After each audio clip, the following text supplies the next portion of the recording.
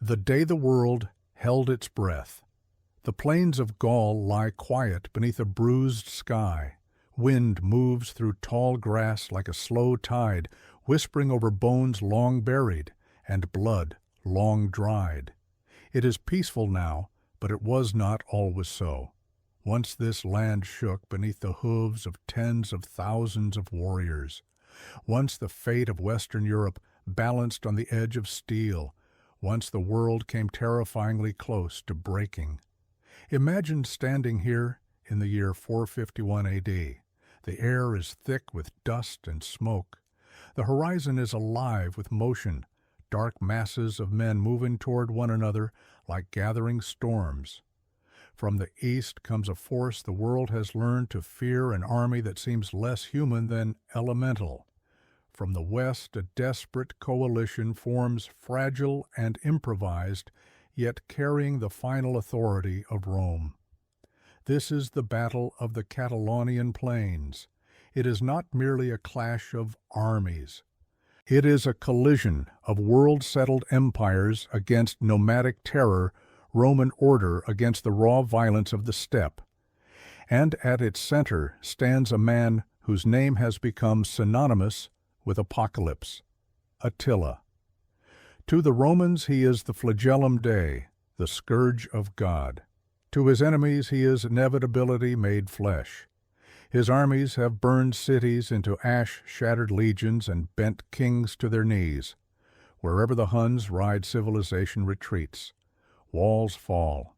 Hope follows soon after. By 451, Attila is at the height of his power. His banners have crossed the Rhine. His warbands spread across Gaul like wildfire. One city after another collapses before him. Refugees choke the roads fleeing west with stories too terrible to repeat. Churches fill with the sound of prayer and weeping. Even hardened soldiers whisper that this time Rome will not survive. And yet on these plains, Attila is not unopposed. Across from him gathers none likely resistance, Romans and barbarians, former enemies standing shoulder to shoulder. At their head stands a man Rome has not produced in generations, a commander forged not by ceremony, but by survival. Flavius Aetius. Aetius knows the Huns better than any man alive. He has lived among them as a hostage. He has learned their tactics, their psychology, their hunger for dominance. He understands that Attila is not simply a conqueror. He is a predator who senses weakness and strikes without mercy. Aetius also knows the truth Rome can no longer deny. The Western Roman Empire is dying. Its legions are shadows of their former selves. Its treasury is empty, its authority fractured. To face Attila, Aetius has done the unthinkable. He has allied Rome with the very barbarian kingdoms it once sought to destroy. Visigoths, Franks, Burgundians, Alans, a patchwork army bound together by fear more than loyalty. At the center of this fragile alliance stands the Visigothic king Theodoric Thyrsus, an aging warrior with a lion's heart and a kingdom at stake. For him, this battle is existential. If Attila wins, there will be no Visigothic future, only annihilation. Two leaders, two armies, two visions of the world. Between them lies a stretch of open ground, rolling plains broken by low ridges, shallow valleys, and a single critical rise of land that will decide everything.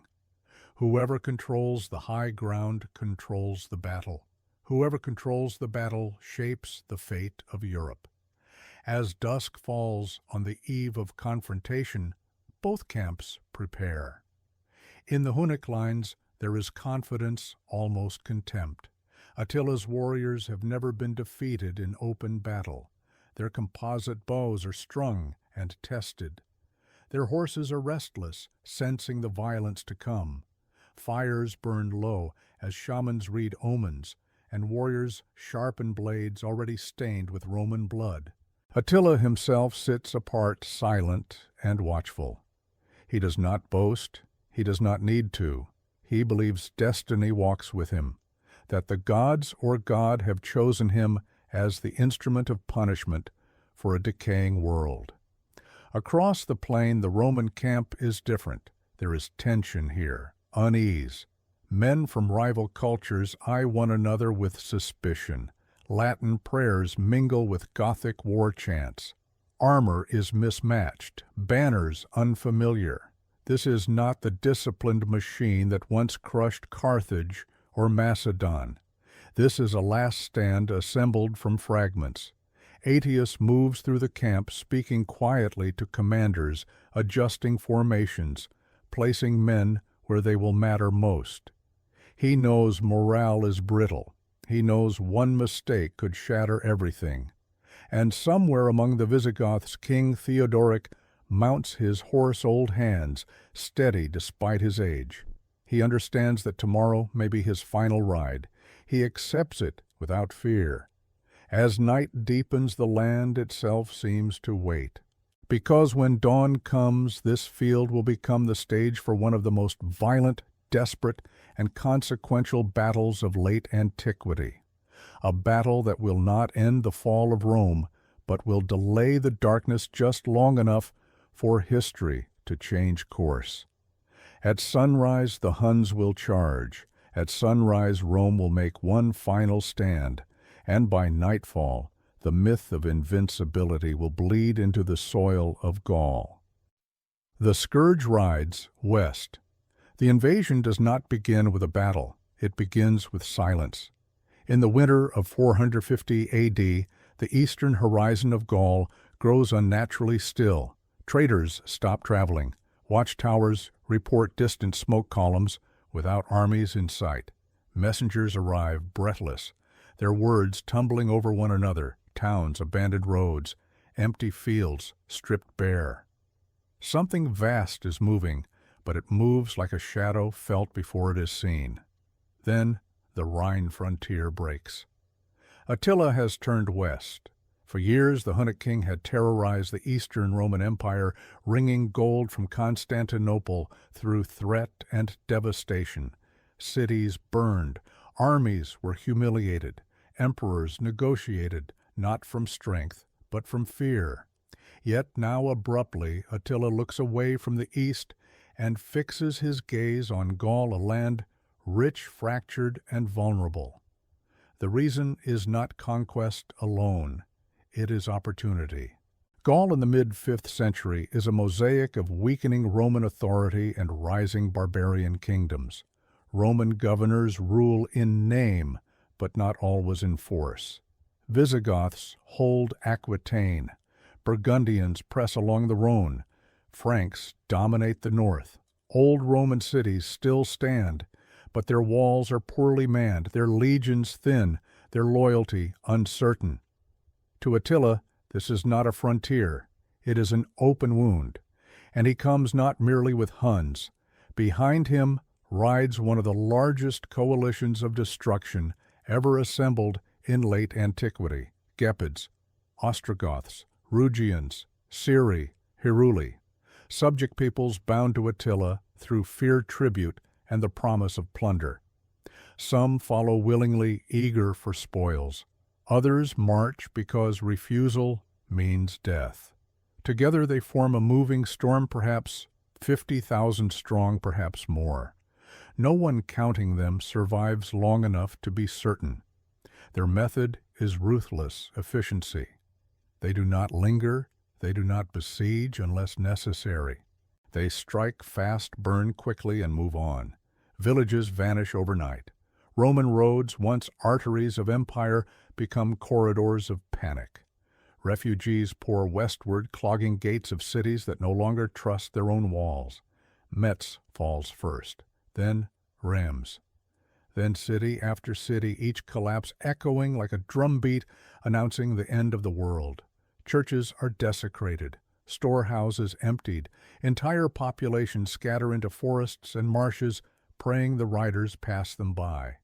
To many, this is not war, it is judgment. Attila encourages this belief.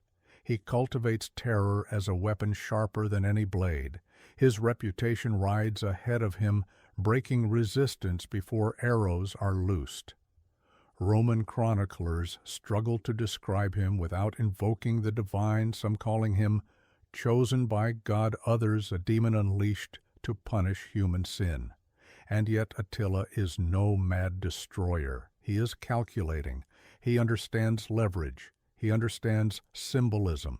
And so, as his army cuts through Gaul, he sets his sights on a prize that is both strategic and psychological, a city whose fall would announce his dominance to the entire Roman world, Orléans. The city sits astride the Loire, a vital crossing point and gateway to the heart of Roman Gaul. Its walls are old but intact, its position strong. If Orléans falls, the road into Aquitaine and beyond lies open. If it holds, it becomes a rallying point for resistance. Attila chooses to take it. As the Huns approach, panic grips the city. Supplies are limited, reinforcements uncertain. Roman authority here is thin, more ceremonial than real. Yet Orléans does not surrender. Its defense is improvised, desperate, but stubborn. The citizens repair walls with whatever they can find.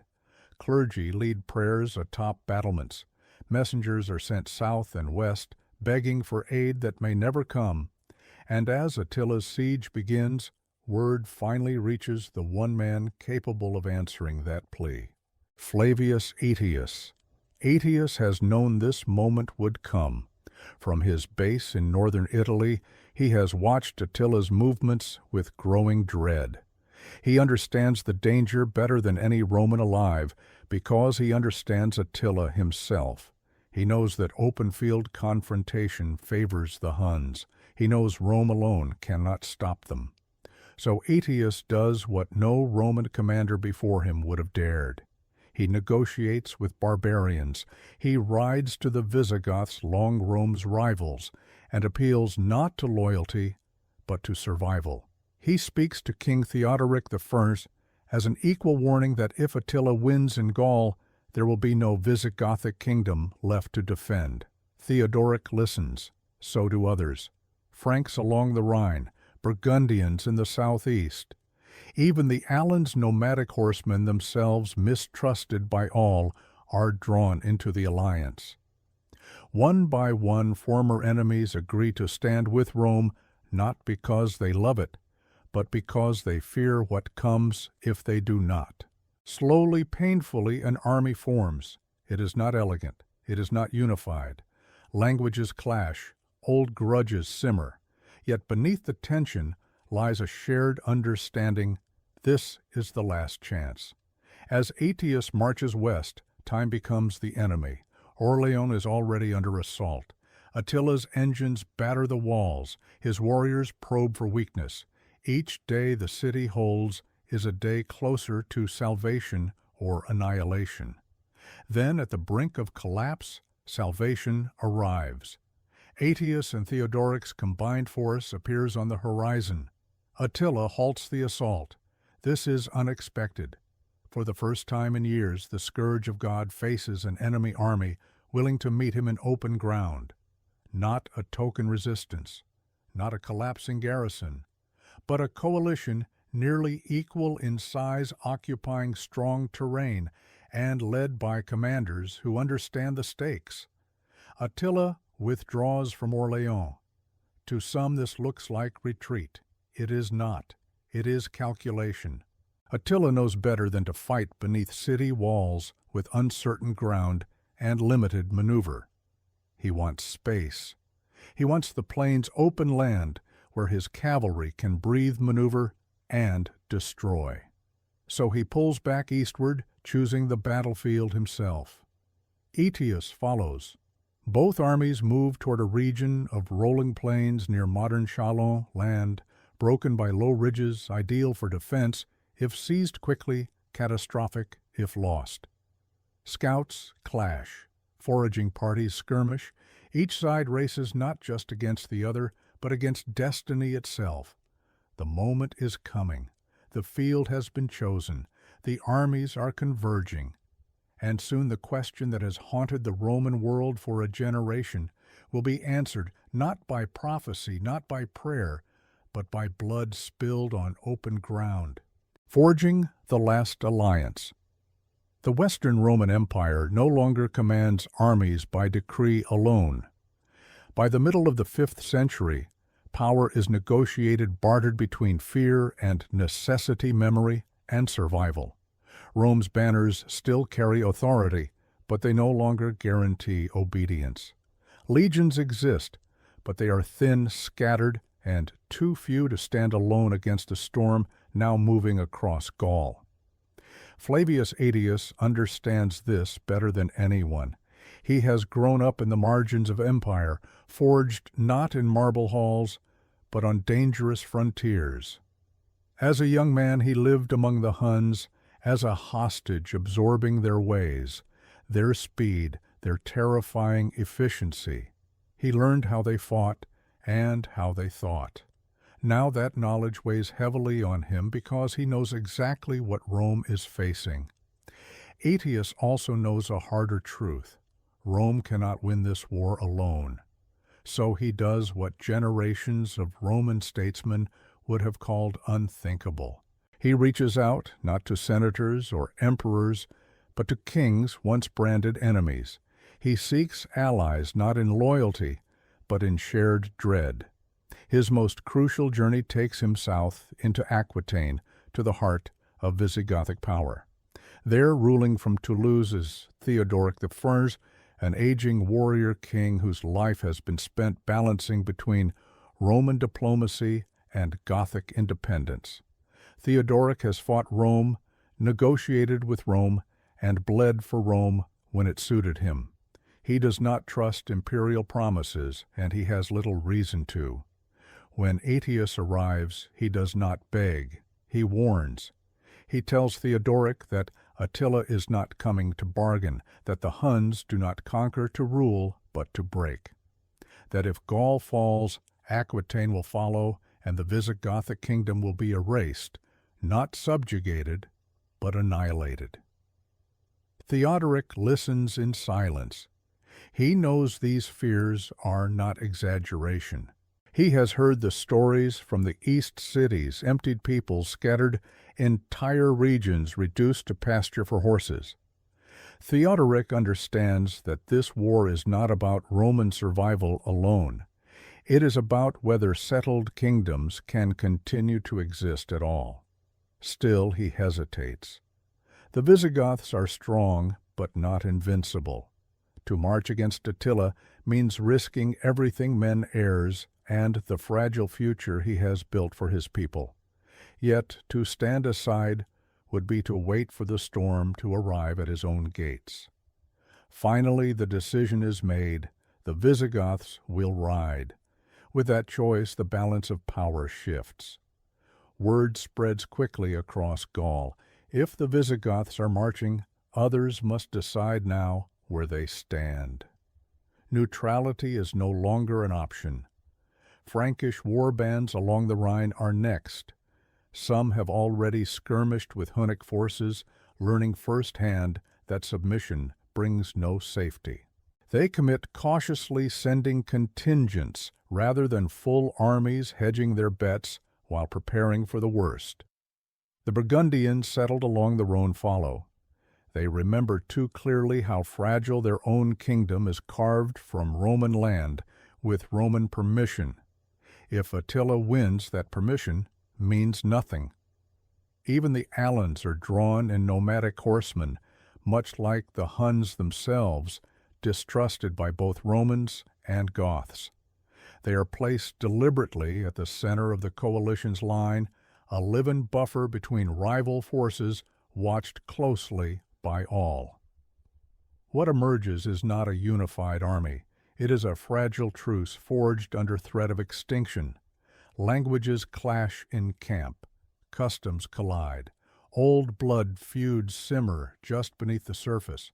Roman officers eye Gothic nobles with suspicion. Gothic warriors scoff at Roman drill. Everyone watches everyone else. Aetius knows this alliance could collapse at the first sign of weakness. So he works relentlessly. He positions commanders carefully separating forces that might turn on one another. He distributes responsibility, ensuring no single group feels sacrificed for another. And above all, he reminds them constantly that Attila waits for division. Meanwhile, the enemy does not stand still. Attila has withdrawn from Orleans, but only just. His scouts track every movement of the coalition. He understands what Aetius is attempting, and he is not alarmed yet. To Attila, alliances are temporary things. He has shattered them before. Still, he respects Aetius. Few men alive have earned that distinction. Attila knows that if there is a Roman capable of resisting him, it is this one. So Attila does not rush. He pulls eastward toward terrain of his choosing, open plains where cavalry reigns supreme. He draws the coalition after him, forcing Aetius to keep his fragile army together, step by step, mile by mile tension, mounting with every march. By the time both forces approach the Catalaunian Plains, the stakes are fully revealed. This is no longer a raid. This is no longer intimidation. It is a reckoning. As camps rise across the rolling landscape, the uneasy coalition faces a final night of preparation. Fires burn low, armor is adjusted, weapons sharpened. Men sit with their thoughts wondering if the strangers beside them will hold when the charge comes. King Theodoric walks among his warriors, speaking quietly, reminding them of what lies behind them. Homes, families, futures that will not survive defeat. His presence steadies them even as the weight of age presses heavily on his shoulders. Aetius studies the land. He notes the ridges, the shallow valleys. One rise in particular draws his attention, a piece of high ground that commands the plain like a throne. Whoever holds it will dictate the battle's rhythm. He knows Attila sees it too. As night deepens, the distance between the two armies shrinks to little more than a few miles. Scouts clash in the darkness. Horses snort and stamp. The earth itself seems restless, as if aware of what is coming. This alliance, so improbable, so strained, has been forged just in time. Tomorrow it will be tested not by words or promises, but by steel, blood, and resolve. And whether it holds or shatters will decide the fate of Gaul and perhaps the fate of Rome itself. Kings, rivals, and broken empires. On the eve of battle, the Catalaunian Plains do not belong to soldiers, they belong to kings. Across the rolling ground, banners rise and fall in the wind, each one marking a leader whose ambitions, fears, and past choices have led inexorably to this place. The coming battle will be decided by formations and terrain, but it will be shaped by personalities forged over decades of war, betrayal, and survival. At the center of the Roman coalition stands Flavius Aetius, a man without a crown yet holding more power than any king present. He commands no ethnic nation, no ancestral homeland, only the remnants of Roman authority and his own hard-earned reputation. Aetius is a survivor in an age that devours the unprepared. He has outlived rivals, outmaneuvered emperors, and balanced the competing forces of an empire collapsing under its own weight. He knows that Rome's strength no longer lies in legions alone, but in his ability to mediate between enemies who hate one another almost as much as they fear Attila. To the Romans, Aetius is their last great general. To the barbarians, he is a necessary evil. To Attila, he is the only opponent worth respecting. Yet Aetius's authority is fragile. He must lead without provoking resentment. He must command without appearing to dominate. One wrong decision, one perceived betrayal, and the alliance could fracture before the first arrow flies. Opposite him in the Visigothic camp, King Theodoric I prepares for what he senses may be his final test. Age has slowed his body, but not his will. His beard is gray now, his armor worn smooth by decades of use, yet his presence still carries the weight of a man who has led his people from wandering survivors to settled rulers of Aquitaine. Theodoric understands that this battle is not merely about Attila, it is about legitimacy. The Visigoths have carved a kingdom from Roman land, ruling former imperial cities under treaties that grow weaker each year. If Attila triumphs, those agreements dissolve into meaninglessness. Worse still, the Goths will face a foe who does not negotiate borders or respect submission. Theodoric also understands the unspoken tension within the alliance. Many Romans still see him as a barbarian king squatting on imperial soil. Many Goths see Aetius as a manipulator who will discard them once the danger passes. Trust exists, but it is thin, stretched tight as bowstring. And then there is Attila. Unlike his opponents, Attila does not need to convince allies to fight. His authority is absolute, enforced through fear, reward, and reputation. He rules not a nation, but a moving empire of loyalty and terror, bound together by his will. Attila's power lies not only in numbers or speed, but in psychology. He understands how men break. He knows that Roman commanders hesitate, that coalitions fracture, that kings fear losing their heirs more than losing battles. He believes time favors him, that pressure alone will cause his enemies to make fatal mistakes. Yet beneath his confidence lies calculation.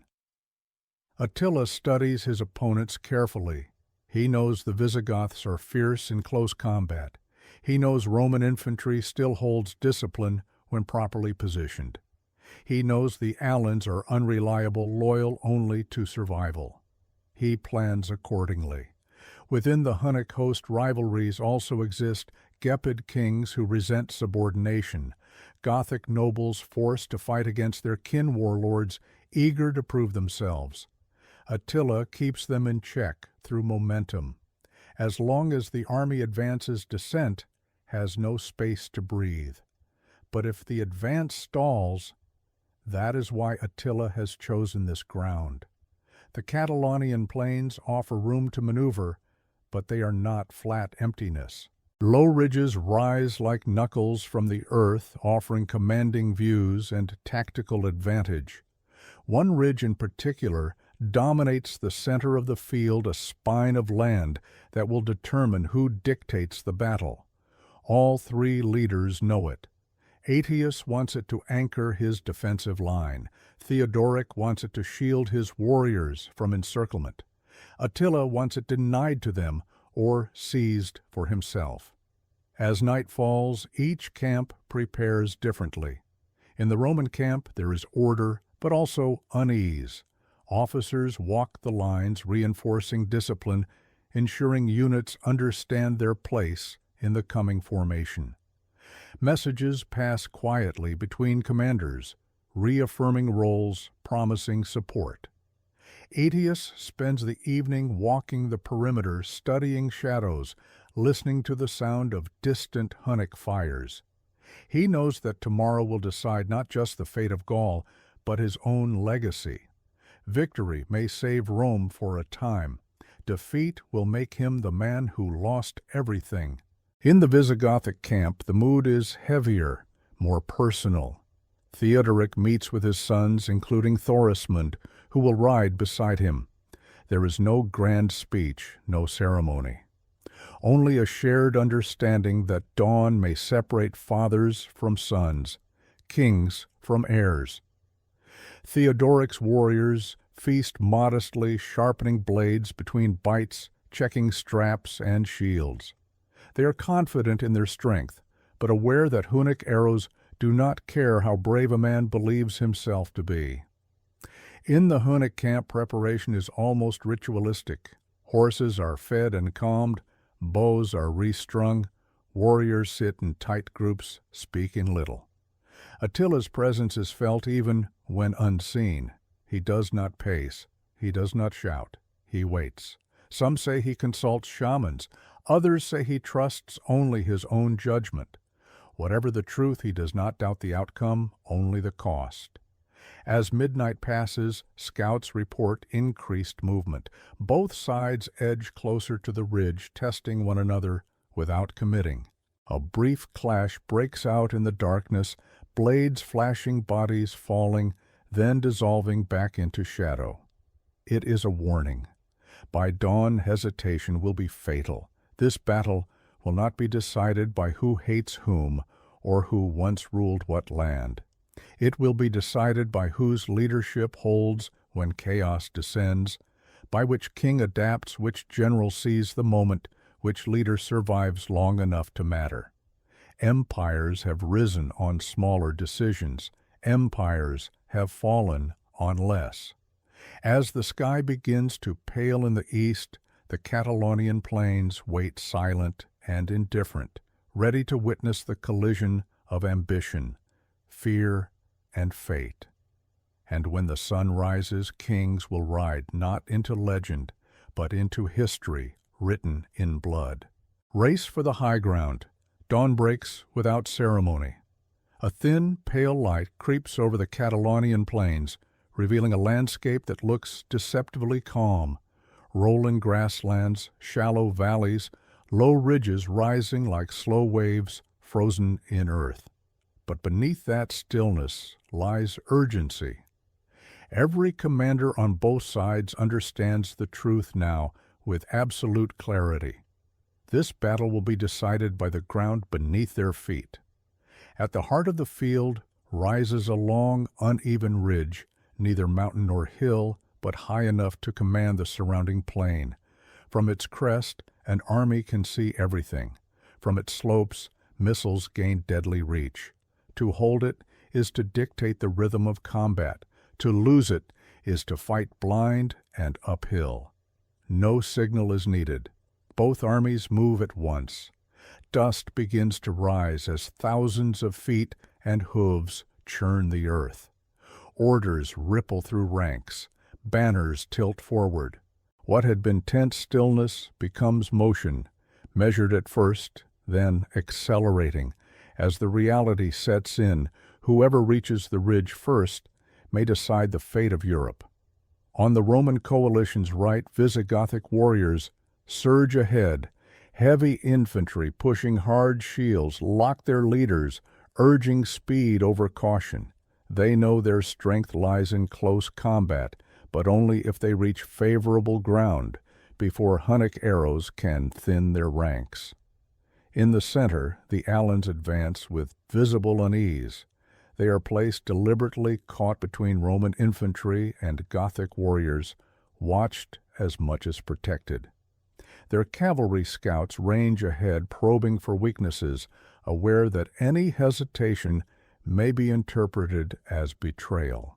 On the left, Roman forces move more deliberately, maintaining formation, their officers fighting instinctive urges to rush. Discipline, even now, is Aetius's greatest weapon. He knows that reaching the ridge matters, but reaching it in chaos could be worse than not reaching it at all. Across the field, the Hunnic response is immediate and fluid. Attila's cavalry does not advance in rigid lines. It flows. Horse archers fan out, moving faster than the eye expects riding light, and loose bows already strung.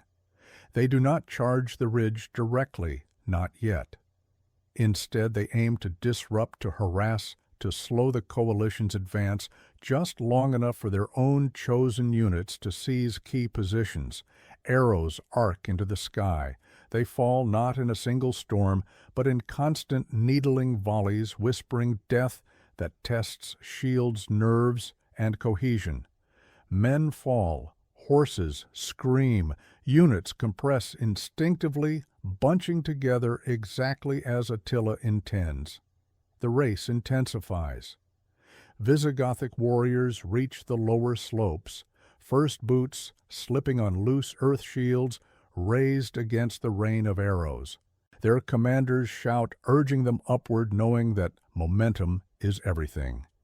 If they stall here, the Hunnic cavalry will circle and destroy them piece by piece. To their left, Roman units begin climbing as well, anchoring the Gothic advance, their heavier armor slowing them, but lending stability. Together they form a grinding uphill push, flesh and iron, straining against gravity and missile fire.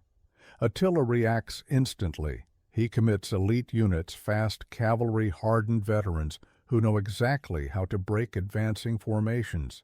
They sweep in from the flanks, loosing arrows at close range, retreating before counterattacks can form.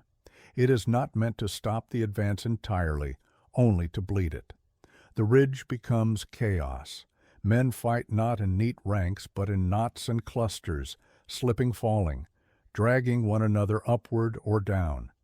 Shields are dented and split. Standards waver. Commanders lose sight of their units in the rising dust and confusion. And then contact. At the crest, Visigothic warriors crash into Hunnic troops, arriving from the opposite side. Steel meets flesh in brutal close-quarters combat. No space for maneuver, no room for retreat. This is not cavalry warfare or archery. It is raw, grinding violence. Swords hack, axes rise and fall, bodies tumble down the slopes, turning earth slick beneath the feet of the living. For a moment, it is impossible to tell who holds the ridge. Then, slowly, brutally, the Visigoths gain a foothold. They drive their enemies back step by step, leveraging weight shields and sheer determination. Roman units push up beside them, locking the position into something solid, something defensible. The ridge is not fully secured, but it is no longer uncontested. Attila watches from a distance, eyes narrowed. This was not supposed to be easy. He had expected resistance, yes, but not this speed, not this cohesion from such a fragile alliance. The coalition has moved faster than anticipated, absorbed losses without collapsing, and most dangerously denied him immediate control of the high ground. This is the first true check of the day. Attila responds with precision, not rage.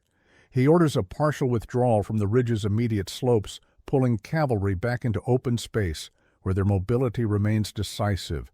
He will not waste elite riders in uphill slaughter.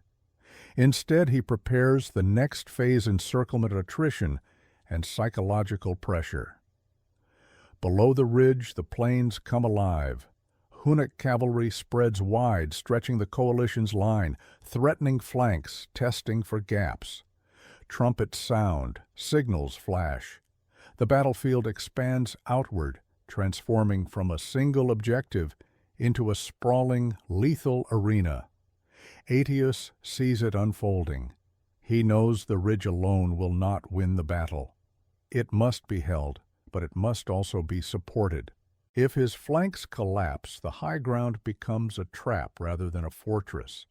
He issues rapid adjustments, shifting reserves, reinforcing vulnerable points, trusting his allies to hold longer than instinct tells them they can. Theodoric, meanwhile, commits fully. Seeing the ridge partially secured, he orders more of his warriors forward, determined to turn possession into dominance. His presence near the front galvanizes his men, even as it exposes him to grave danger. By mid-morning, the race is over. The ridge is contested, but the coalition holds its crown. The cost is already severe. The slopes are littered with bodies. The air is thick with dust blood and the metallic scent of spent arrows. Cries of wounded men echo between gusts of wind, yet the battle itself has only begun. The high ground has been claimed, but it must now be defended against an enemy whose greatest strength has not yet been unleashed. Attila has lost the race. He has not lost the war. As cavalry reform below and infantry brace above the field, settles into a brief, terrible pause, the kind that precedes catastrophe. Both sides draw breath. Both sides count losses. Both sides prepare for the moment when restraint ends and annihilation begins. The ridge stands as the spine of the battlefield, and soon everything will break against it. Armies of the end of the world. For a brief moment, the Catalaunian Plains fall into an uneasy rhythm. The ridge is held, but only just. Men catch their breath. Wounded are dragged back. Commanders shout orders hoarse with urgency.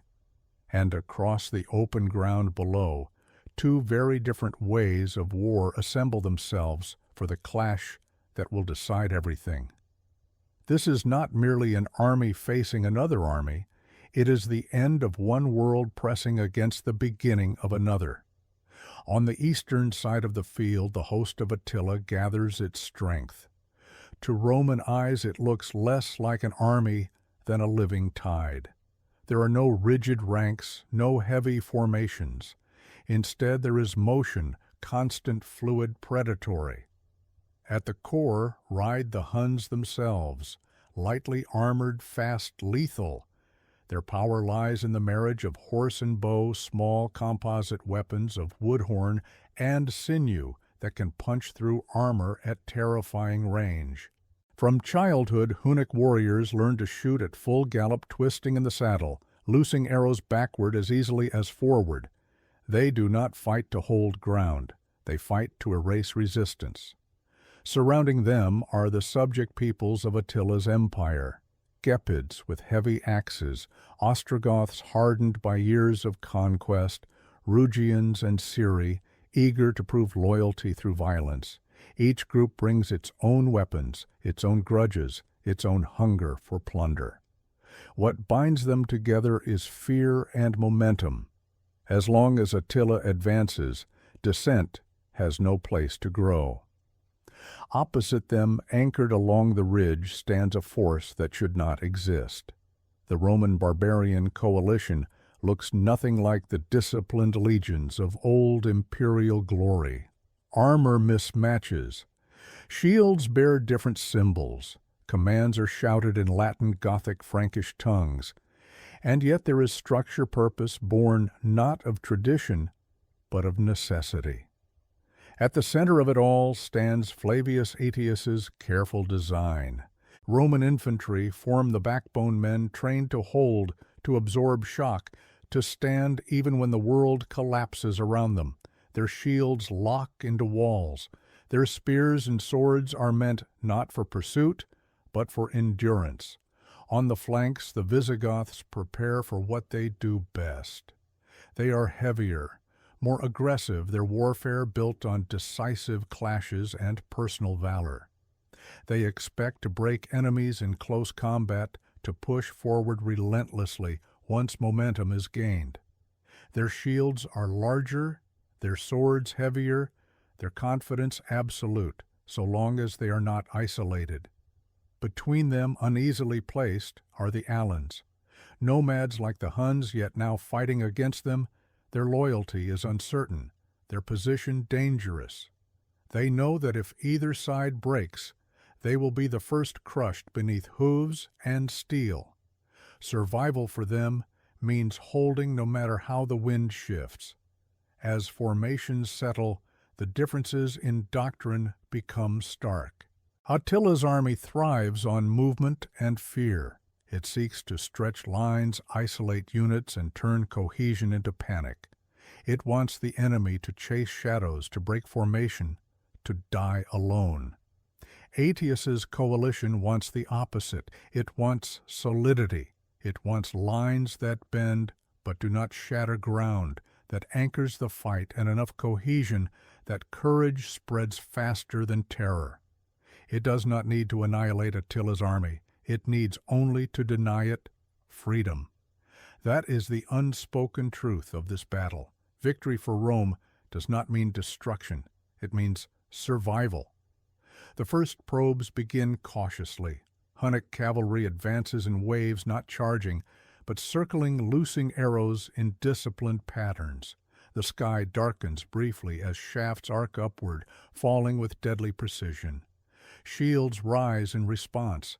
Men huddle closer. Some fall anyway, arrows finding gaps at next thighs' faces. Attila watches carefully. He is testing the line. He looks for hesitation, for units that recoil too far, for commanders who respond too slowly. He knows that once a single section breaks, the collapse can cascade outward like rot in wood. The coalition holds, for now. Roman officers bark orders, forcing men to maintain spacing. Visigothic leaders restrain their warriors from charging prematurely. Every instinct screams to rush forward to meet the threat head-on, but Aetius has made the danger clear. Chase the Huns, and they will lead you to death. So the line stays firm. Frustration builds among Attila's riders. Their arrows sting, but they do not shatter. The ridge blunts their advantage, forcing them to shoot uphill, reducing range and impact. This is not the battlefield they prefer. Attila adjusts. He commits heavier forces, Gepid infantry advancing beneath cavalry cover, seeking to lock the coalition into place. Their goal is not victory yet, but fixation. Pin the enemy, occupy their attention, create openings elsewhere. Clashes erupt along the ridge. Steel meets steel. Infantry strains against infantry. The sound changes from the whisper of arrows to the thunder of shields colliding, the wet crack of blades biting into flesh. Men scream, curse, pray. Through it all, Aetius rides behind the line, visible but not exposed, a steady presence, reminding his forces that they are not alone. His calm is deliberate. Panic, he knows, spreads faster than courage. Theodoric, in contrast, rides closer to the fighting. His presence electrifies the Visigoths. They push harder, driving back Gepid assaults, their momentum threatening to spill down the slopes. It is exactly the kind of pressure Attila respects and the kind he intends to exploit. Because now the moment he has been waiting for begins to form. The coalition is holding, but it is stretched. Fatigue creeps in. Casualties mount. Units rotate imperfectly. The longer the fight grinds on, the more likely mistakes become. Attila does not need brilliance, only patience. As midday approaches, the field trembles with tension. Both armies are bloodied. Neither has broken. The ridge remains in coalition hands, but its slopes are slick with death. The plains below are churned into dust and mud by countless hooves. This is no longer a test. It is a deadlock teetering on the edge of catastrophe. And somewhere within the chaos, Attila prepares to strike not with brute force, but with precision. A blow aimed not at shields or spears, but at the fragile human seams holding this unlikely alliance together. The armies of the end of the world face one another, locked in violence and will.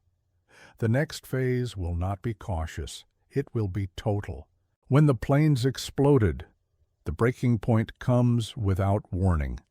There is no trumpet blast, no single command shouted across the field. The battle does not begin so much as it erupts, a sudden release of violence after hours of pressure, like a fault line finally tearing open. Attila makes his move. From across the plains, Hunnic horns cry out sharp, piercing notes that cut through the noise of battle. In an instant, the rhythm changes. Cavalry that had circled cautiously now surges forward in coordinated waves, not a single charge, but many, layered, overlapping, relentless.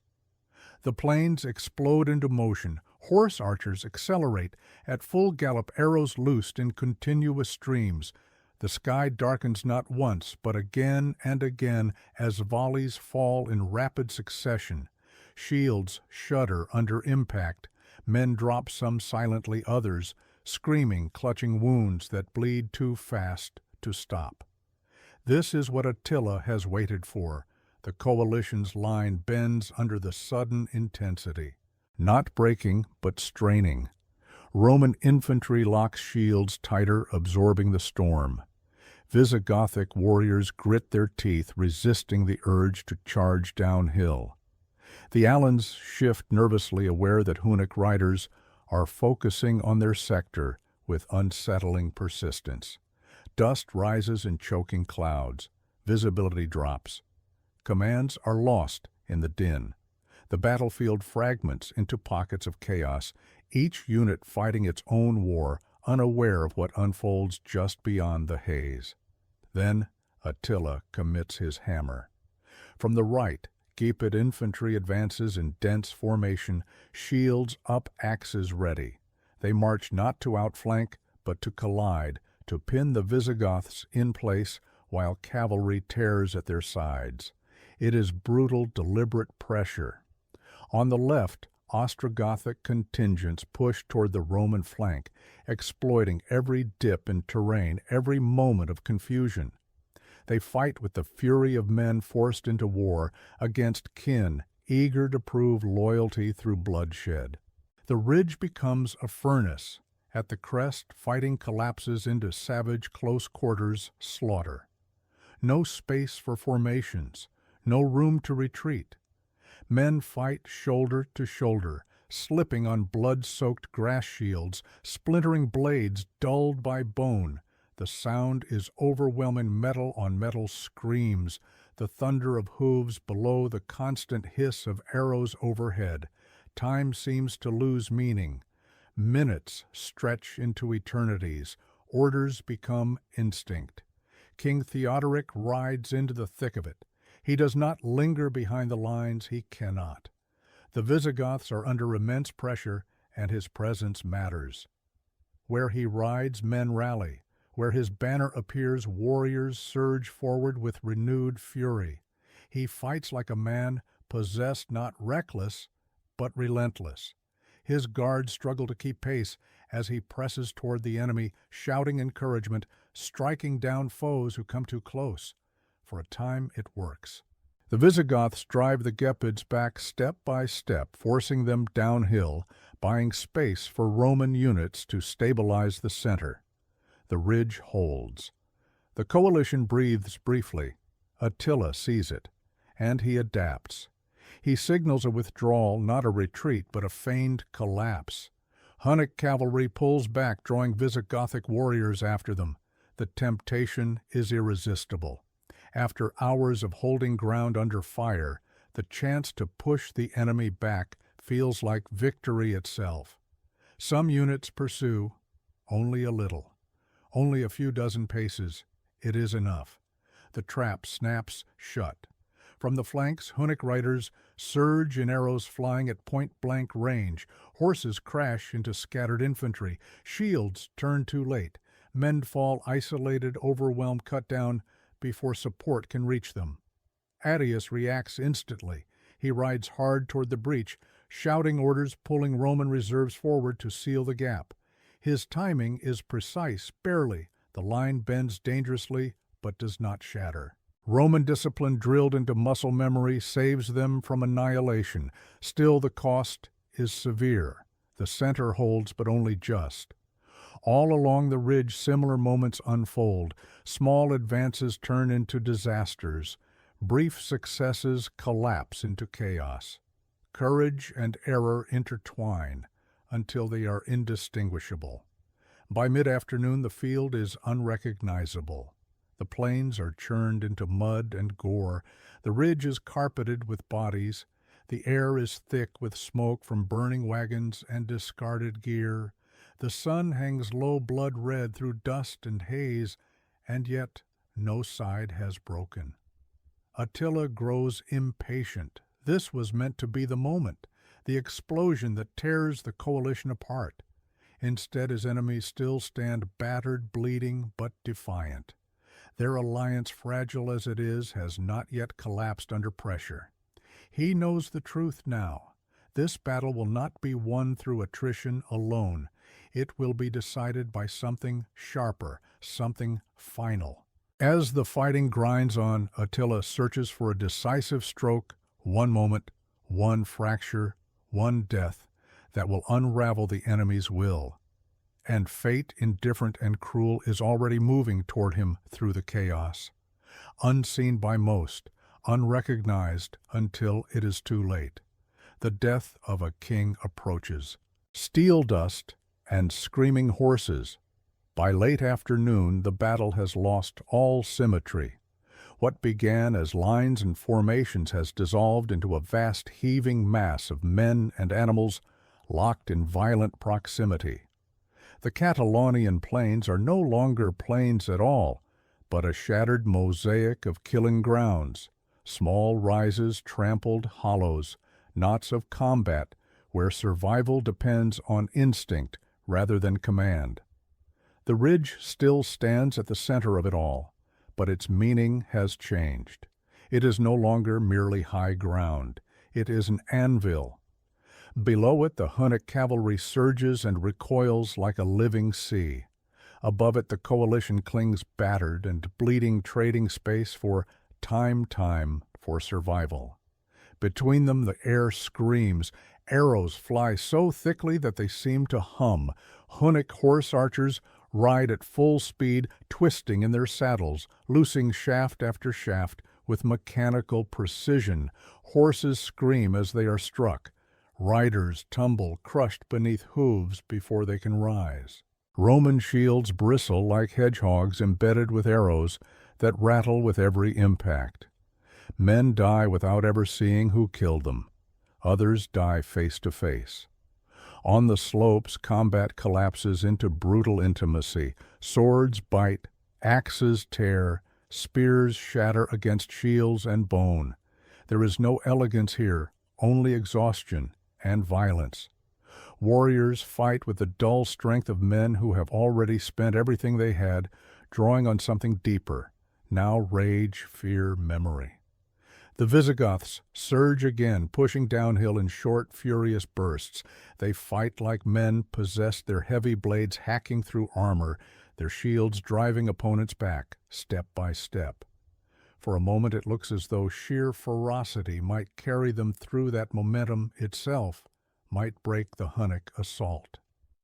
Attila responds instantly. He does not meet force with force. He meets it with motion. Cavalry scatters, opening lanes that lure Visigothic warriors forward, stretching their cohesion. Then the riders return from unexpected angles, arrows striking exposed flanks, cutting down men who have surged too far too fast. What feels like progress becomes vulnerability. The Romans see it and tighten their grip. Infantry units anchor themselves behind locked shields, forming islands of resistance amid the storm. They advance only when necessary, retreat only when ordered, absorbing shock after shock with grim determination. Their role is not glory, but containment. At the center, the Alans endure. They are targeted relentlessly. Hunnic riders recognize them as kin and as traitors. Arrows concentrate on their position. Cavalry feints probe their resolve. Every moment tests whether they will hold or break. They hold, not out of loyalty, but necessity. If they flee, they will be hunted down. If they stand, they might survive. Across the field, Attila rides among his commanders, reading the flow of battle with cold clarity. He notes where pressure builds, where resistance stiffens, where fatigue shows. He senses that the coalition is nearing its limit, but not yet past it. So he escalates. He orders deeper commitment, more infantry, more cavalry, less patience. The battlefield responds with horror. Cavalry charges smash into infantry clusters. Shields splinter. Men are trampled beneath hooves, their screams swallowed by thunder. Blood sprays across armor, turning leather slick, making grips treacherous. The dust grows so thick that men fight silhouettes, striking at movement, at noise, at fear itself. Friends and foes blur. Standards fall. Units lose all sense of direction. Somewhere in this chaos, King Theodoric fights on. He is everywhere and nowhere seen, Briefly then lost again amid the crush, his presence continues to drive the Visigoths forward, but it also draws danger like flame draws moths. Enemy warriors recognize his armor, his banner, his prominence. They converge. Theodoric's guards struggle to keep formation as the press intensifies. Horses collide. Men stumble. The slope betrays footing slick with blood and torn earth. Still the king presses on. He strikes down one enemy, then another. He shouts encouragement, orders curses, his voice hoarse but unbroken. For his warriors, seeing him fight beside them is worth any risk. But the battlefield has no mercy for symbols. Elsewhere, Aetius senses something shifting. The fighting has reached a critical density. Too many men, too much chaos, too many variables to control. He issues orders where he can, but he knows the truth events are slipping beyond command. What remains now is endurance and luck. He watches the Visigothic sector carefully. They are pushing hard, too hard, and then in a heartbeat that no chronicler records, until much later the moment arrives. A horse stumbles, a body falls, a king disappears into the press of men and animals.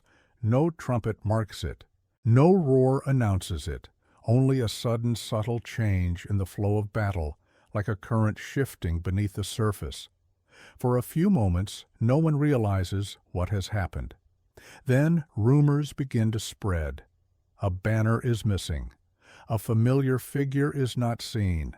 Questions ripple outward, carried by fear, faster than certainty. Is the king down? Is Theodoric dead?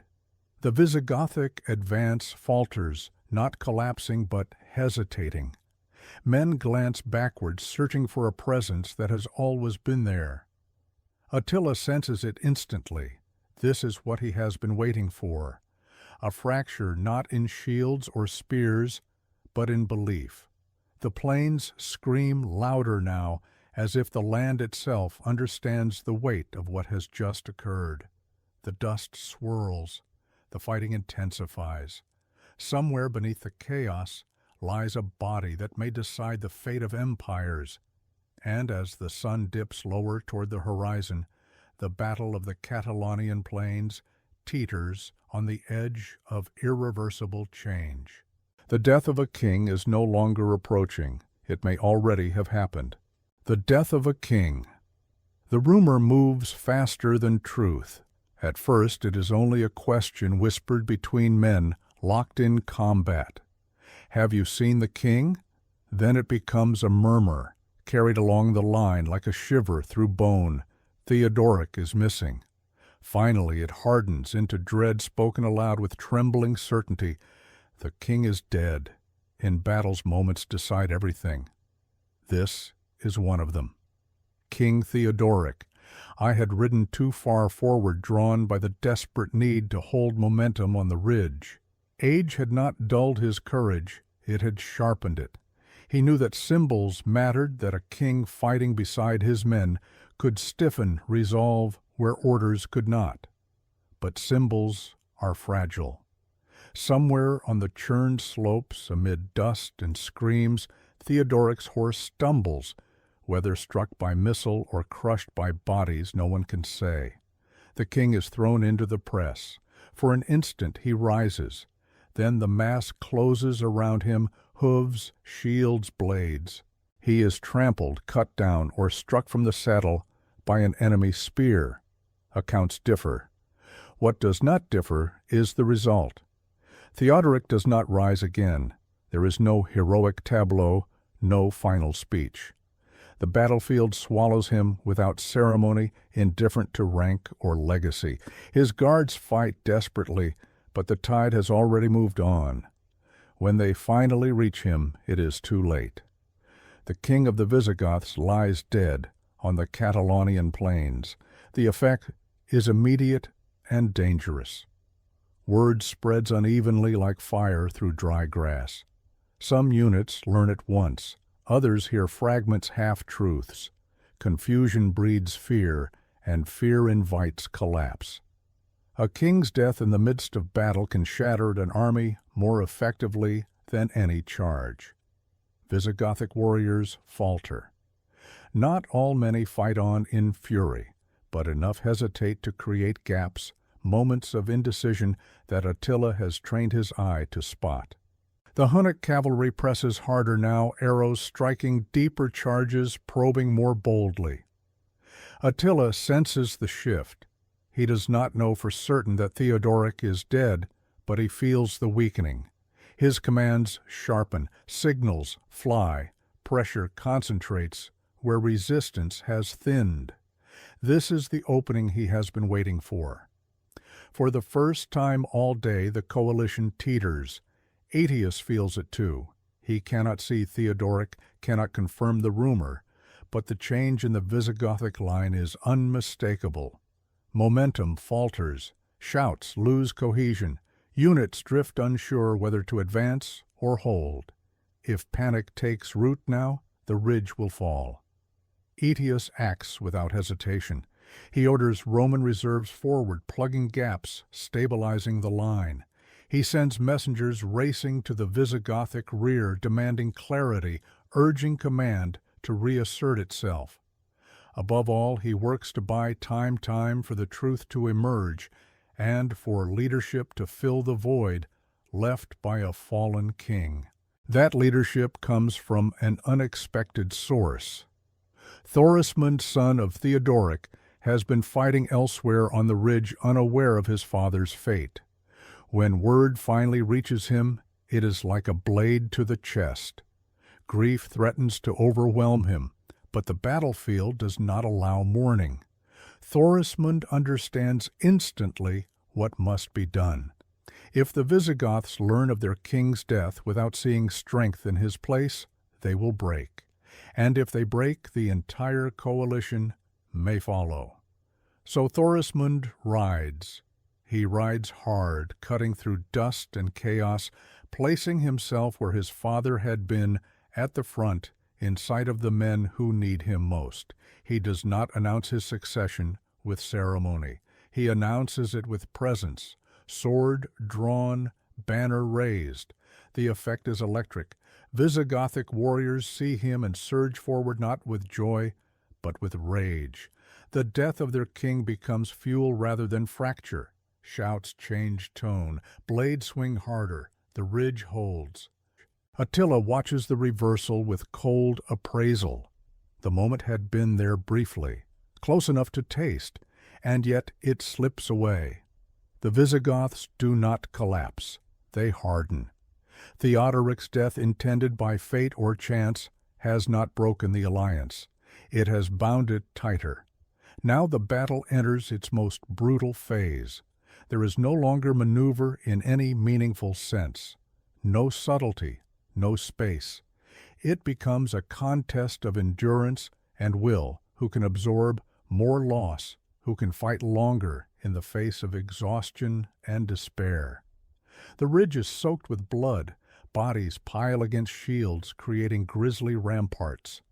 Wounded men crawl downhill, only to be trampled by fresh waves surging upward.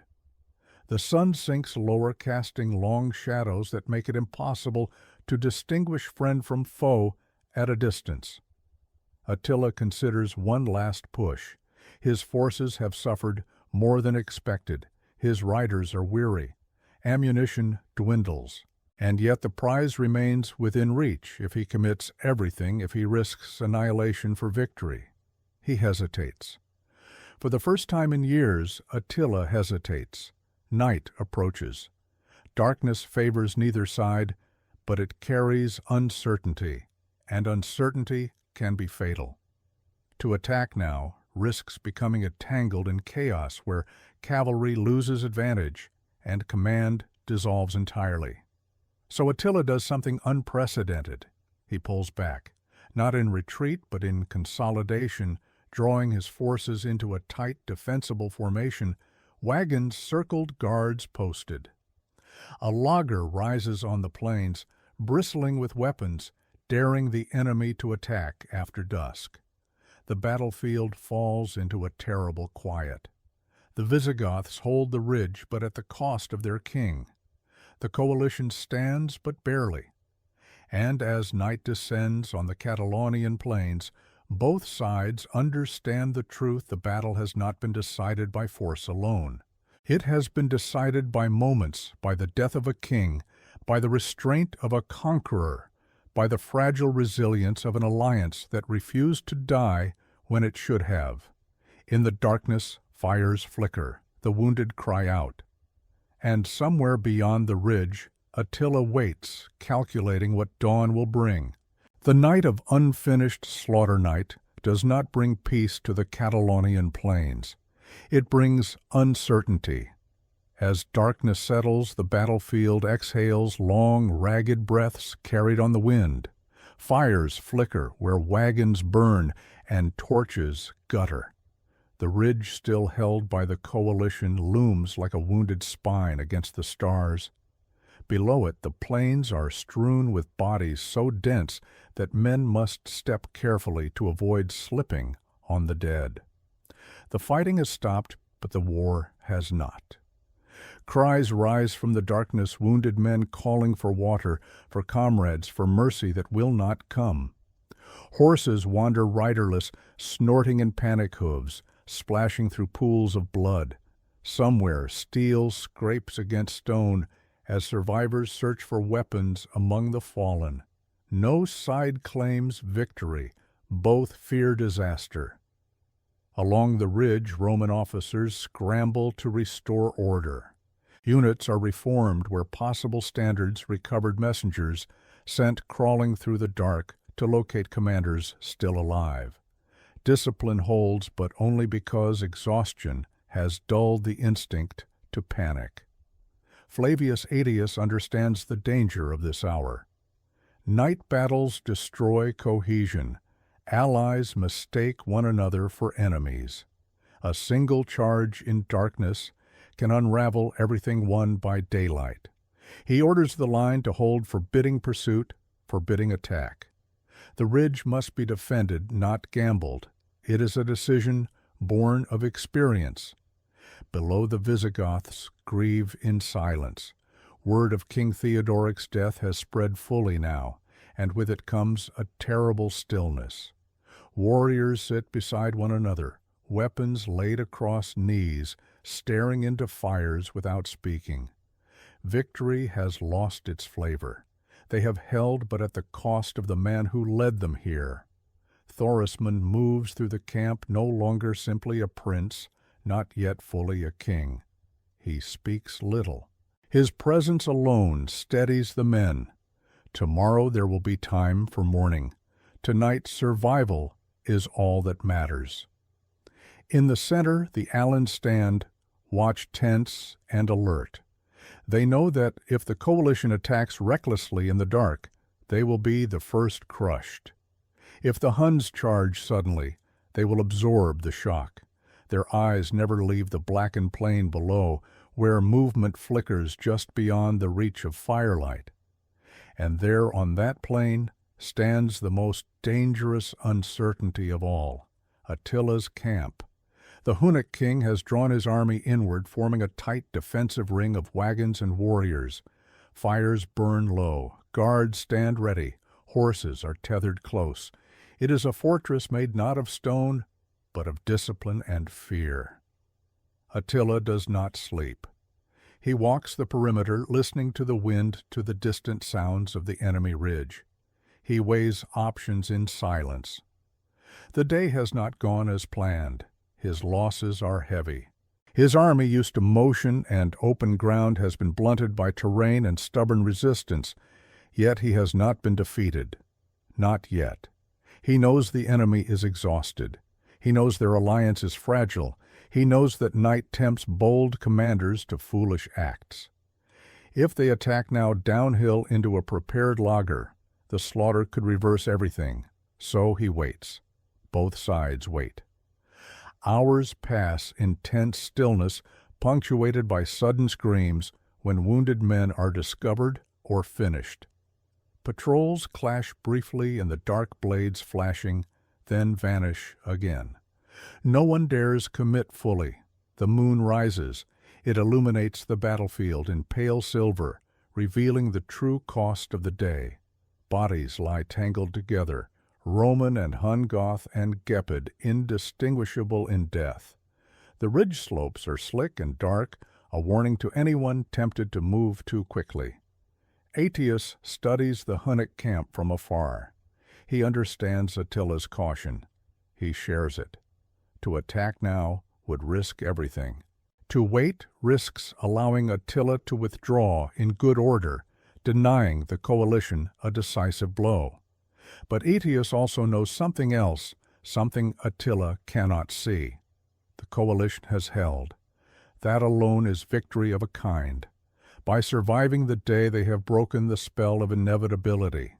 The Huns did not sweep them aside. The ridge still stands. And Attila, invincible Attila, has chosen defense over destruction. That choice matters. As midnight approaches, a strange calm settles over the field. Men begin to sleep where they sit, exhaustion overpowering fear. Fires burn down to embers. The cries of the wounded grow fewer, either answered or silenced. History holds its breath once more, because dawn will decide everything.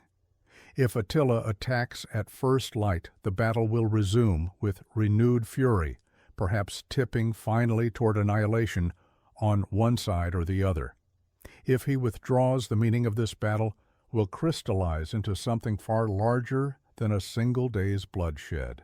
The night is unfinished. So is the slaughter.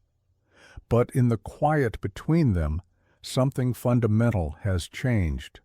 The world has learned that Attila can be stopped. Not easily, not cheaply, but stopped. And for Rome and for the fragile civilizations clinging to its shadow, that knowledge may prove more powerful than any sword. Attila's hesitation. Dawn comes slowly to the Catalaunian Plains, as if the sun itself is reluctant to look upon what the night has preserved. Mist clings to the ground, smoke hangs low, turning the air sour. The ridge, still held by the coalition, emerges from the gray like a scar that refuses to close. Below it, the Hunnic lager sits tight, and watchful wagons, locked wheel-to-wheel guards, posted horses restless. The battle has not resumed. That fact alone is extraordinary. Attila stands before his camp and studies the field in silence. He is not a man given to doubt, yet doubt presses close now, subtle and insistent. The day before had promised annihilation. Instead, it delivered stalemate, costly, dangerous, and unresolved. He measures what remains. His riders are exhausted. Arrows are fewer, horses lathered and sore. The coalition still holds the high ground, their lines battered but unbroken. And worst of all, the enemy has learned something they were never meant to learn, that Attila can be resisted.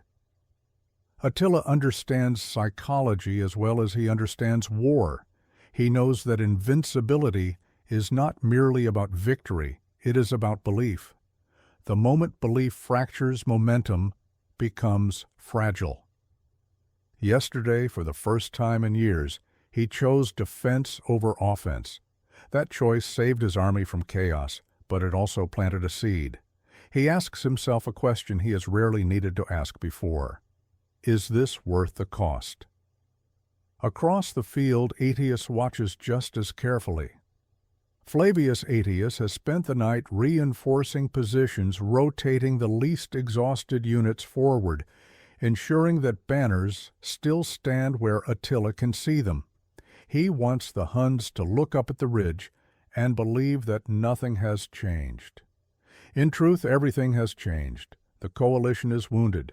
The Visigoths have lost their king. Supplies are strained. Morale is brittle. But the line exists.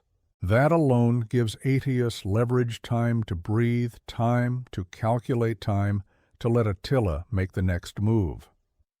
And Attila does not rush. Scouts ride out cautiously. Skirmishers probe the ridge. Arrows fly sporadically, testing reflexes. The coalition responds in kind, controlled, disciplined, refusing to be drawn downhill. Hours pass, still no assault. Within the Hunnic camp, murmurs spread. Gepid and Ostrogothic leaders confer among themselves, tallying losses, questioning whether another full-scale attack will bring glory or ruin. Attila's authority remains absolute, but even absolute power must account for reality. The ridge is a wall he cannot break without bleeding his army dry. There are other concerns. News has filtered in from beyond the field of Roman forces, gathering elsewhere, of instability among subject peoples of the long road home. A prolonged engagement here risks entanglement, starvation, betrayal. Victory at Catalaunian Plains would be magnificent, but defeat or even indecision could unravel everything Attila has built. He knows when to press, and he knows when to withdraw. The decision forms not in a moment of weakness, but in cold clarity. Attila will not renew the assault. Instead, he orders preparations to move quietly, deliberately, without panic. Wagons are readied, wounded are loaded, rear guards are assigned. The army shifts not in retreat, but in controlled disengagement. From the ridge coalition, scouts spot the movement. At first there is disbelief, then realization. Attila is leaving. Aetius does not pursue. He cannot. His forces are too depleted, too fragile, too bound by alliance and exhaustion. A reckless pursuit could reverse everything, turning survival into catastrophe. Instead, he holds the ridge and lets the meaning of Attila's choice speak for itself. The Hunnic host pulls back eastward, banners lowering, dust rising once more, as thousands of hooves turn away from Gaul. They do not flee. They withdraw with discipline, their strength diminished but intact. Yet something vital has been lost. The aura. Attila has crossed the Rhine as an unstoppable force. He leaves the Catalaunian Plains as a conqueror who met resistance and chose caution. For the men on the ridge, the realization is slow and almost unbearable. They are still alive. They have held. Against all expectation, the storm has broken against them and moved on. There is no cheer, no triumphal cry, only exhaustion, grief, and a dawning understanding of what has been averted. Gaul still stands. The Visigothic kingdom survives. Rome shattered, diminished, but breathing has bought itself time. As the Huns disappear into the distance, the battlefield remains behind a testament to the price of hesitation and resolve alike. The ridge, once a prize of war, becomes a symbol of endurance, of restraint, of the moment when the world did not end as predicted. Attila's hesitation will echo far beyond this plain. It will follow him into Italy the following year, where he will face different enemies, different pressures, and different choices. But the myth has cracked. Kings will remember this field, chroniclers will debate it, generations will point to this day and say, here the invincible was stopped, not destroyed, stopped. And sometimes that is enough to change history. Victory without triumph. When the dust finally settles, the Catalaunian Plains reveal no clear victor, only survivors. The ridge still belongs to the coalition. That much is undeniable. Attila's army has withdrawn eastward, its banners shrinking against the horizon, its threat to Gaul ended for now. By the strict logic of war, this is a victory. The invasion has been halted, the cities are spared, the storm has passed, yet no one celebrates. As daylight spreads across the field, the scale of the cost becomes impossible to ignore. Bodies lie everywhere, layered, broken, stripped by scavengers even before the living have fully risen. Armor glints dully among the dead. Weapons lie where hands release them for the last time. The earth itself seems darkened, soaked with what was spent here, and can never be reclaimed. Tens of thousands are gone. Romans, Visigoths, Franks, Alans, Huns, Gepids. Names and banners mean nothing now. Death has equalized them all. The coalition moves cautiously down from the ridge, not in pursuit, but in grim inspection. Officers count who remains. Messengers search for commanders who never returned. Wounded men are gathered where possible. Others are found too late, their voices already stilled by the night. For the Visigoths, grief overwhelms everything else. The body of King Theodoric is finally recovered, trampled unrecognizable, at first identified only by fragments of armor, and those who knew him well enough to see what others could not. His death hangs over the camp like a funeral shroud. He had come to this field to save his people, and he had done so, but he would not live to see the future he preserved. Thorismund is proclaimed king among the dead and the wounded, his coronation as stark and blood-soaked as any in memory. There is no feasting, no proclamation of triumph. Only a quiet oath to carry forward what his father died to defend.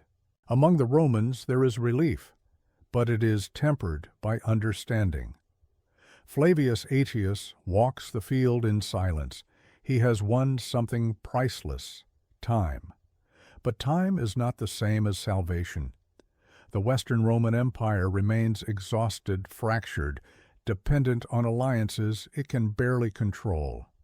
This battle has proven Rome can still lead, but only by standing beside powers that grow stronger as Rome grows weaker. Victory has not restored imperial strength. It has merely postponed collapse. The Alans, so carefully placed, so heavily tested, have survived intact, but only just. Their losses are severe. Their trust in the coalition remains thin. They will remember how close they came to being sacrificed. The Franks and Burgundians depart quickly, eager to return to their own lands, their own politics, their own calculations. Unity dissolves as swiftly as it formed. The alliance that stopped Attila cannot be maintained in peace. It was forged for one moment, and that moment has passed. And what of Attila? Though defeated in purpose, he has not been destroyed. His army withdraws in order, carrying its wounded, its pride, wounded even more deeply. He has lost men, lost momentum, lost the illusion of inevitability. But he remains powerful, dangerous, watching. The battlefield itself becomes a warning. Chroniclers will later argue whether this was truly a Roman victory or merely a stalemate dressed in relief. Strategists will debate tactics and terrain. Theologians will search for meaning in who lived and who died. But for those who stood here, the truth is simpler. No one won this battle. They merely endured it. As days pass, the plains are slowly abandoned. Fires burn the dead where burial is impossible. Carrion birds circle. Grass is trampled into the soil seeds of future harvests mixed with blood. The land absorbs everything without judgment. The world moves on. Gaul survives. For now. Yet the silence that follows is not peaceful. It is heavy with awareness of how close annihilation came and how narrow the margin of survival truly was. The Battle of the Catalaunian Plains did not restore order. It did not end the age of invasions. It did not save Rome. It only proved that collapse was not yet inevitable. And sometimes that is the greatest victory a dying world can achieve. The last breath of Roman power. The Battle of the Catalaunian Plains ends not with celebration, but with calculation. In the weeks that follow, messengers crisscross Gaul, carrying versions of the same message: Attila has been stopped. The cities still stand. The Rhine frontier has not collapsed. To a frightened world, this sounds like deliverance. To those who understand Rome, it sounds like reprieve. Flavius Aetius returns from the plains as a savior in reputation, yet he knows the truth behind the praise. Rome has not regained its strength. It has spent what little remained. The victory has consumed men. Rome cannot replace authority. Rome cannot restore, and unity Rome cannot sustain. Still, for a brief moment, Roman power breathes. In Gaul, imperial officials reassert control where they can. Tax collection resumes haltingly. Garrisons are reinforced with what troops remain. Cities reopen gates that had been shut in terror. The sense of imminent apocalypse recedes, replaced by the quieter dread of slow decline. The Visigothic kingdom, now under Thorismund, emerges bloodied but intact. Its survival is no small thing.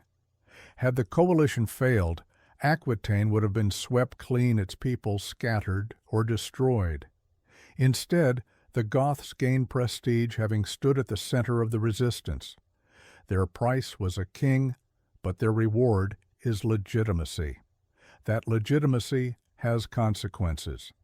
Rome's reliance on barbarian kings has crossed a threshold. The empire no longer merely negotiates with them, it depends on them.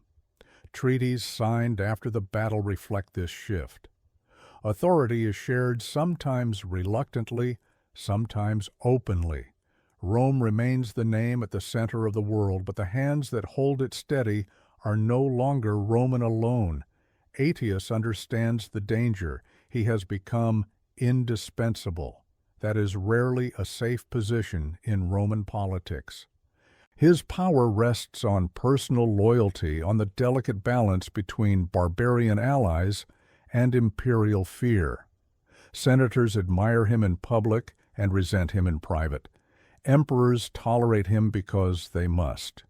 History has taught Rome that strong generals often become threats the moment the crisis ends.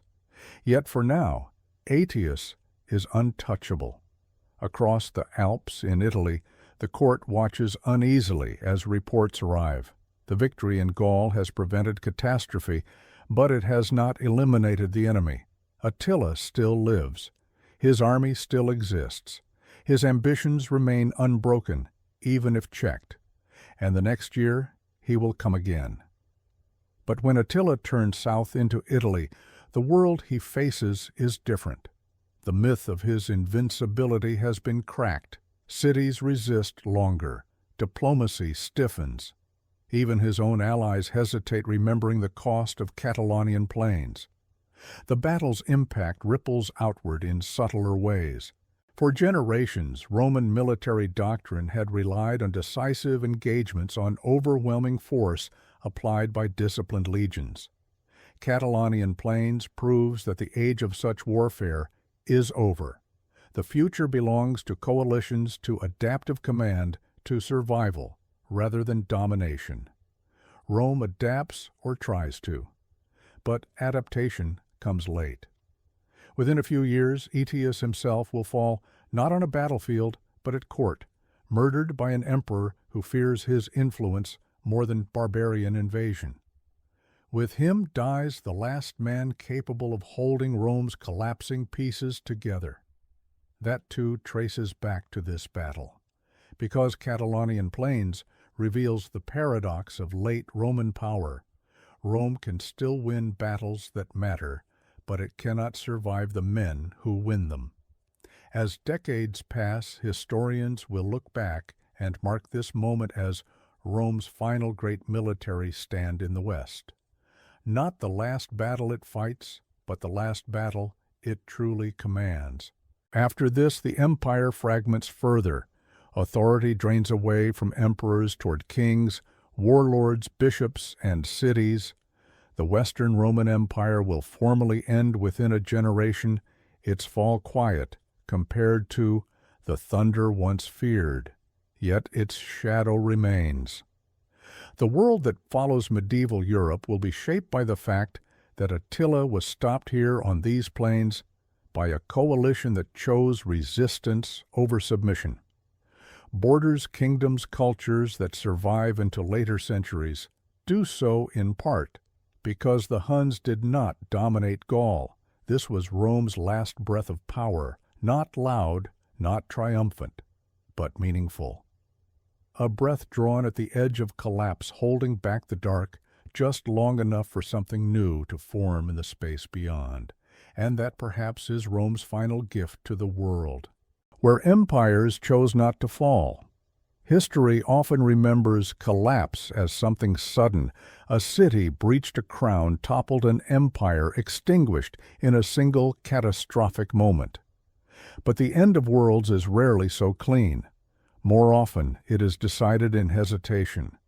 On the Catalaunian Plains, the Western Roman world did not rise from its decline. It did not reclaim lost provinces or restore imperial grandeur. What it did quietly, painfully, was choose not to fall yet. That choice reshaped everything that followed. In the years after 451, the battle was remembered less for its tactics than for its restraint.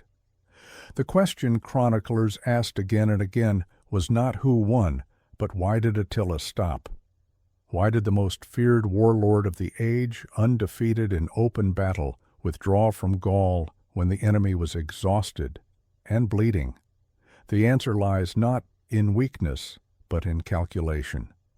Attila understood something few conquerors ever do, that total victory can sometimes cost more than it gives. On those plains he faced an enemy that refused to break an alliance stitched together by fear, yes, but also by resolve. To destroy it would have required committing everything, risking annihilation in the process. Attila chose survival over spectacle. That decision changed the map of Europe. By halting his advance, Attila ensured that Gaul would not become a Hunnic pasture land, that its cities would not be erased, that its emerging kingdoms would survive to shape the centuries ahead. The Franks would rise in the north, the Visigoths would consolidate in the south. Roman law, Christian institutions, and Latin culture would persist not intact, but alive. This was not the triumph of empire, it was the triumph of continuity. For Rome, the battle became a symbol of its final competence. The empire could still coordinate, still command, still adapt. Under Flavius Aetius, Rome demonstrated that leadership, not legions alone, could decide the fate of continents. Yet the victory also exposed Rome's fatal dependency on allies it could not control, on generals it could not afford to lose. When Aetius fell 2 years later, murdered by the emperor, he had saved the lesson, became tragically clear. Rome's greatest remaining strength was also its greatest vulnerability. The state could still produce greatness, but it could not survive it. Within a generation, the Western Roman Empire would formally dissolve. But dissolution is not disappearance. The institutions Rome had protected at Catalaunian Plains cities, churches, law, memory, did not vanish. They passed into new hands. Kings ruled where emperors once had, bishops replaced governors, Roman roads carried Gothic armies and Frankish traders alike, and all of it traced back in part to this field, because here the world did not end. The battle's legacy also transformed how Europe understood power. The age of unstoppable conquerors met its limit not through destruction, but resistance. Future rulers would remember that coalitions could halt even the most terrifying enemies, that terrain and discipline could neutralize speed and terror, that unity, however fragile, could change destiny. Centuries later, medieval chroniclers would look back and cast the battle in mythic terms: Rome against the apocalypse civilization, against chaos. The truth was more human, more uncertain, and more profound. This was a battle fought by exhausted societies clinging to what remained, and they held. The Catalaunian Plains did not save Rome from decline, but they saved Europe from erasure. They preserved the conditions in which medieval kingdoms could form, in which Christianity could spread westward without annihilation, in which the Roman inheritance could evolve rather than be extinguished. Empires often fall because they cannot imagine cooperation. Here, cooperation, awkward, mistrustful, desperate, was enough. As grass grew back over the blood-soaked ridge, as bones sank into the soil, the land forgot what had happened. But history did not. This place became a hinge point, a moment where annihilation paused, where inevitability hesitated, where a world chose endurance over surrender. The Battle of the Catalaunian Plains stands not as Rome's last victory, but as its last decision to stand, to resist, and to pass the future forward scarred, imperfect, but alive.